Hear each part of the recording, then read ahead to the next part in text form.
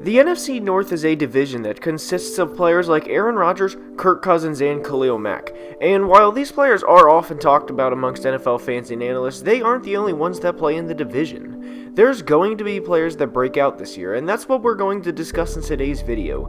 Now, this is a continuation series, and this will be the 6th division we've done of 8.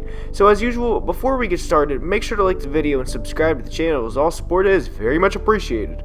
Now let's begin. And we start today's video with rookie corner Jalen Johnson of the Bears.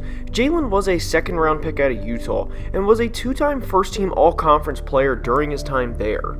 He is in a good situation for a young corner, largely due to the men up front. While Jalen certainly won't be a Stephon Gilmore-type player in his rookie season, or any rookie corner for that matter, he can be a serviceable starter as he was drafted in the second round for a reason. Now, here's a few reasons why Johnson will look better than most rookie corners. He is in a great situation because of Khalil Mack, Robert Quinn, and Akeem Hicks all being up front.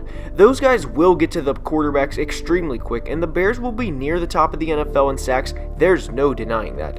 And when defenses can get home and get to the quarterbacks fast, a lot of the time they rush their decisions and throw a lot of 50-50 balls, or what sometimes can be referred to as prayers or jump balls. And don't get me wrong, I'm sure Jalen will get burnt a good bit, as he will be in the same division as Devontae Adams, Adam Thielen, and Kenny Galladay, but he, over the course of time, will get his too. The Bears defense will be very good in 2020, and for fantasy football players, I highly recommend them, as playing in a division with Kirk Cousins, Aaron Rodgers, and Matt Stafford means plenty of opportunities for sacks or quarterback hurries from that defensive line. And because Jalen is a rookie and a second-round rookie at that, he will be tested early and often. He will be in quotation marks picked on, but the Bears selected him that high for a reason, and we will soon see why. And next is Vikings corner Mike Hughes for a few reasons. Corners, as we have discussed before, generally take longer to develop, as it's one thing to go up against in college a receiver that plays on a 6 and 7 team, even if he is an SEC or Big Ten player. That receiver, even if he is that Division I college's #1 receiver, usually isn't a starting NFL caliber player, and much less an NFC North #1 receiver. Because of this, a lot of the time it takes corners much longer to develop than other positions, like running back for example. A player who had a solid second year and then became a true shutdown corner in his third year is Ravens corner Marlon Humphrey, who was never really a bad pro player even during his rookie season. It just took him a few years to become one of the best corners in all of football.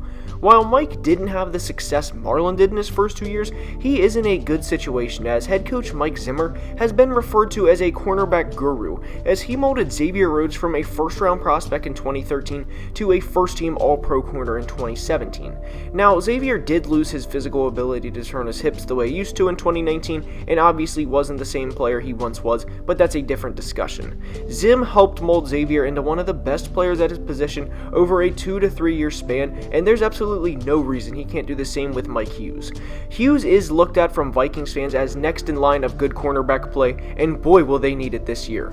Mike is a good slot corner, so we'll see if they play him on the outside or just keep him in the slot, but if he goes outside, he will have the challenge of going against players like Kenny Galladay, Devontae Adams, and Allen Robinson for 6 of the 16 games this year.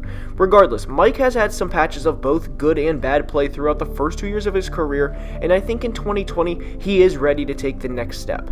He's just 23 years old and will be the #1 corner in a room full of young corners like first-round pick Jeff Gladney, third-round pick Cam Dantzler, who has been spectacular throughout camp, and young corner Holton Hill. This will be Hughes' cornerback room, and he will need to step up and be ready to break out in 2020, because if he doesn't, then he could be looking for a new job relatively soon. And now we head to the Motor City to discuss rookie running back DAndre Swift. In his final 2 years at Georgia, he had back-to-back 1,300 total yard years, had 21 total touchdowns, and averaged over 6 yards per carry.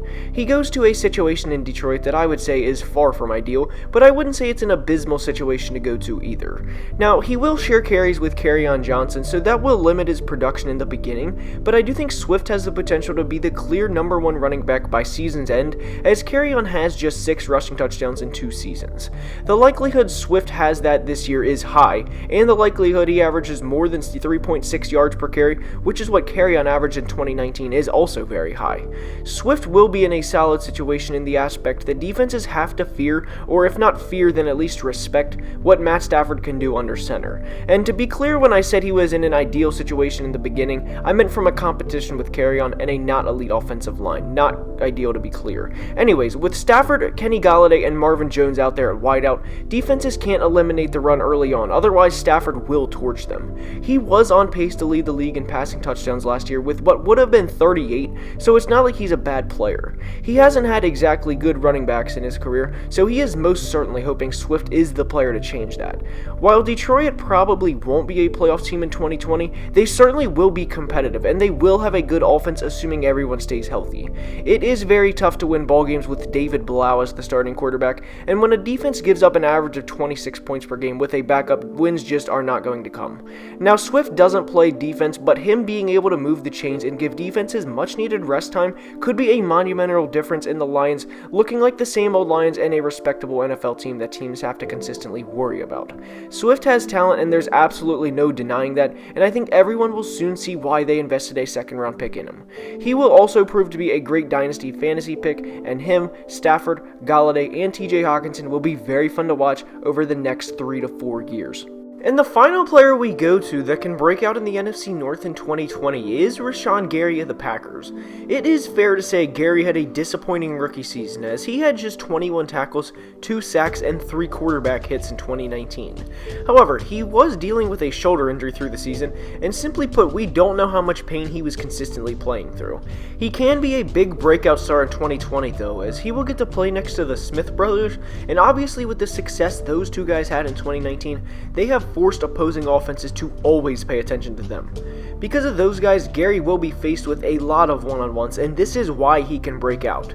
Rashan was the #1 recruit in his high school class back in 2016, and after 3 years at Michigan, became a first-round pick.